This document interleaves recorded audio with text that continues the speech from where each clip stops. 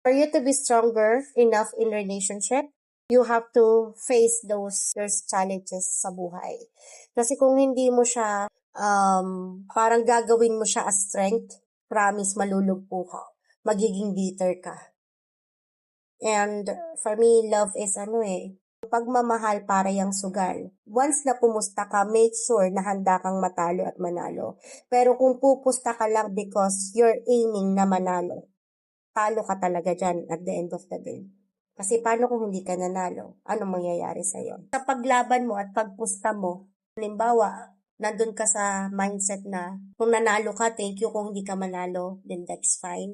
At make sure na kapag feeling mo natatalo ka na at bumibigat na yung pakiramdam mo kasi natatalo ka na at hindi parang feeling mo masakit ka sa dibdib mo na wala ka ng chance para manalo pa, then you have to let go the same way as relationship. Yun eh. Yeah, definitely there should be sacrifice. Totoo yan. And what we've learned as well here in ISTA, sacrifice and unconditional love. Conditional love means is that it's not about that you're just waiting for you to receive in return, but instead you must learn how to give.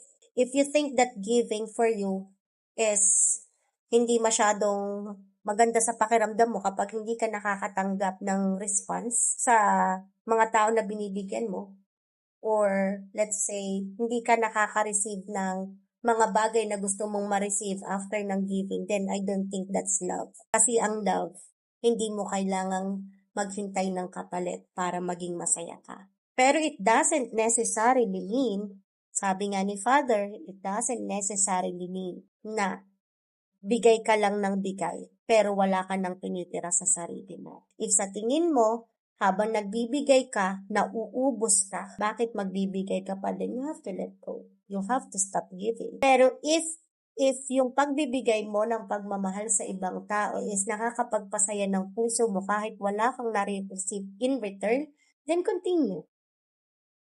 Ganun lang siya.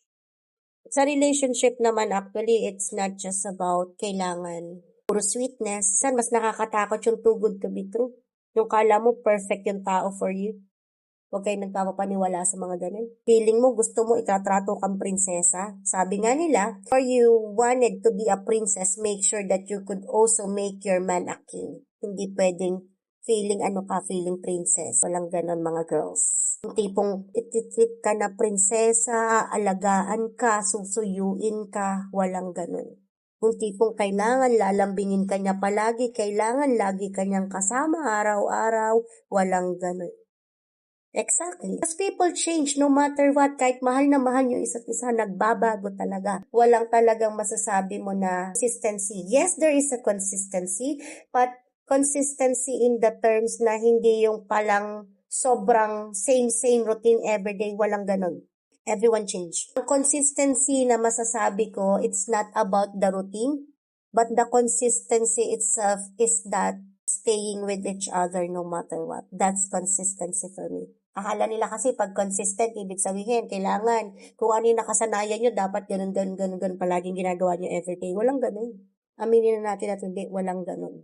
Yung kala mo palagi ka nasa alapaap, na ikaw na yung pinaka-luckiest girl and luckiest man in the earth, walang ganon. Yung tipong kapag yung parang ang expectation natin, na kapag mahal ka, kailangan ipaglalaban ka, ipagtatanggol ka, sasamahan ka lagi, walang ganun. Din kasi yung nagiging problema minsan sa atin mga babae. Ito no, joke ha. Emotional kasi. We always wanted to be taken care of. We always wanted the attention that we have for our loved ones. Ganyan tayong mga babae. Men are not like that. Ang point of view nila when it comes to attention, ibang point of view nila when it comes to taking care of a person. Totally different ang point of view ng mga lalaki versus sa point of view ng mga babae. Ang babae, kala mo kailangan lagi nandyan eh. Dapat ganito ganyan, yun yung system na nabuo sa utak natin na dapat ramdam na ramdam natin yung pagmamahal ng lalaki. Hindi ganun. Kasi hindi ganun by nature ang mga lalaki. Hindi lang tayo ma-replyan.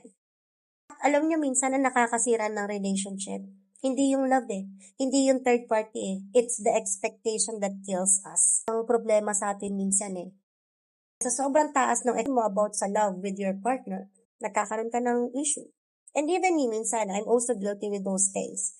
That's why kapag dumadating sa point na I want him to be like this, to be like that, I stop. I stop thinking kasi man to the point na expect the worst. Pangit din naman yun.